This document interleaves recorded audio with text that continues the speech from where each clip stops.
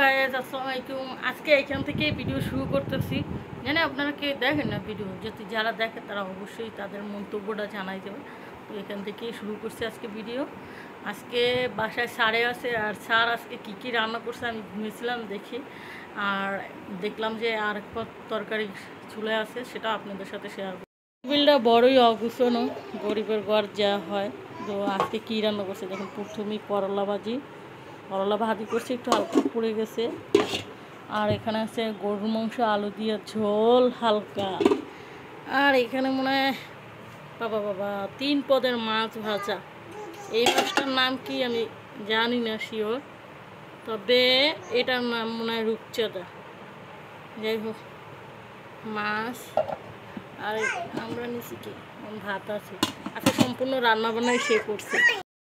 দেখুন চুলার পায়ে আসছি, মারিয়া মাইশার জন্য মনে হয় আজকে স্পেশালি রান্না, মানে আমাদের দুইটা আদরের মেয়ের জন্য। ও আচ্ছা, দেখা দেখতেছে গরু মাংসের চুলায়, এটা আলাদাভাবে ওদের জন্য রান্না করতেছে, হয়তো মনে হয় বিরিয়ানি রান্না করবে।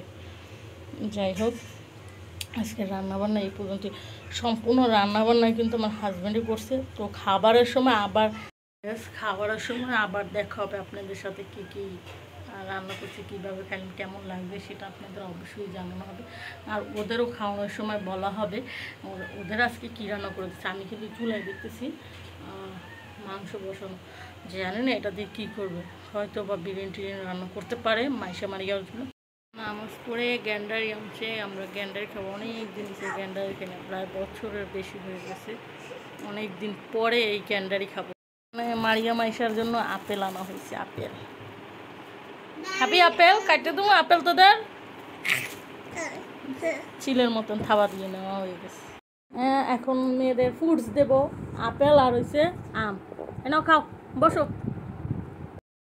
আপনাদের সব পদের তরকারি দেখে তো মনে ছিল না, তো অনেক কিছু রান্না করছে। এখানে কিন্তু গরু মাংস আছে, সেটা তো আপনারা দেখছেন, করলা ভাজি আছে, তারপরে এই দেখুন শিং মাছ রান্না করছে, তারপর পুঁই শাক রান্না করছে, মোটামুটি অনেক পদের রান্না করছে। তো এখন খাবারটা খাবো, আর খাবারটা খাওয়ার সময় দেখাতে পারলাম না, কারণ আমার 2 বাচ্চাকে এখন খাওয়াবো, তারপর আমি খাবো, তার জন্য আর আপনাদের দেখাতে পারলাম না।